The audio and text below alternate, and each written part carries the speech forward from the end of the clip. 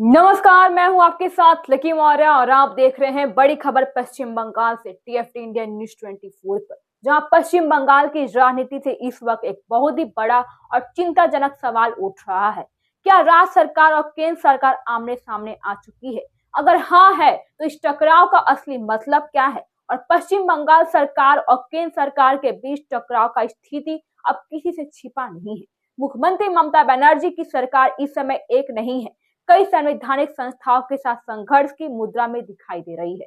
राजभवन हो, चुनाव आयोग हो या फिर केंद्रीय गृह मंत्रालय, लगभग हर मोर्चे पर तनाव साफ नजर आ रहा है। चुनाव आयोग बनाम तृणमूल कांग्रेस, सबसे पहले बात करते हैं एसआईआर यानी स्पेशल इंटेंसिव रिवीजन के मुद्दे की। इस मुद्दे पर ममता बनर्जी की पार्टी तृणमूल कांग्रेस और चुनाव आयोग सीधे आमने सामने है।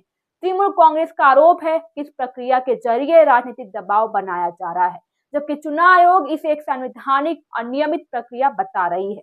मोदी नहीं, शाह है निशाने पर, क्यों है? और दिलचस्प बात तो यह भी है कि ममता बनर्जी की राजनीतिक आक्रामकता प्रधानमंत्री नरेंद्र मोदी के खिलाफ फिलहाल उतनी तेज नहीं दिखती है जितनी केंद्रीय गृह मंत्री अमित शाह के खिलाफ है।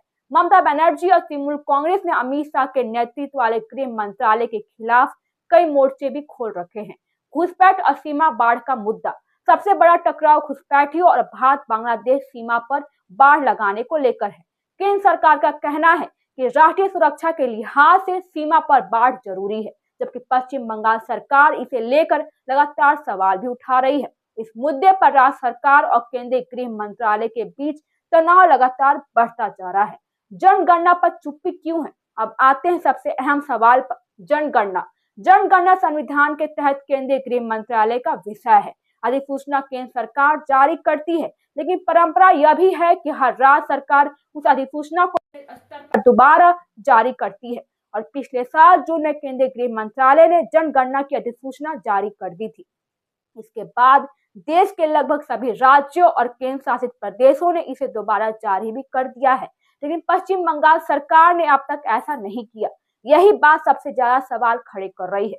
आपको बता दें कि 1 अप्रैल से जनगणना का पहला चरण शुरू होने वाला है, जिसमें मकानों की गिनती की जाएगी। इसके बाद अगले वर्षों आबादी यानी लोगों की गिनती होगी, लेकिन बिना राज्य की अधिसूचना के यह प्रक्रिया कैसे आगे बढ़ेगी, इस पर कोई स्पष्ट जवाब नहीं है।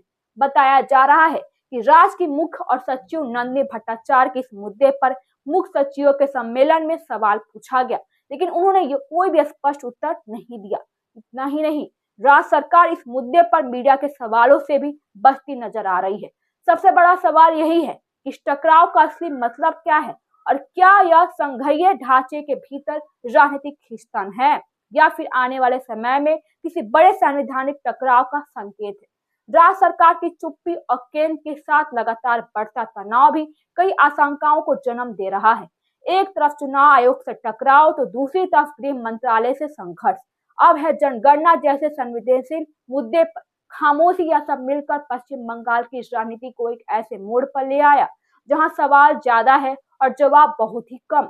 आखिर ममता बनर्जी सरकार का क्या संदेश देना चाहती है और केंद्र सरकार इस पर क्या रुख अपनाएगी?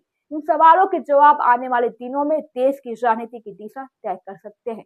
फिलहाल अभी के लिए बस इतना ही। मैं हूं आपके साथ lucky Maurya, TFT India news 24 पर। हमारे चैनल को सब्सक्राइब कीजिए और शेयर कीजिए।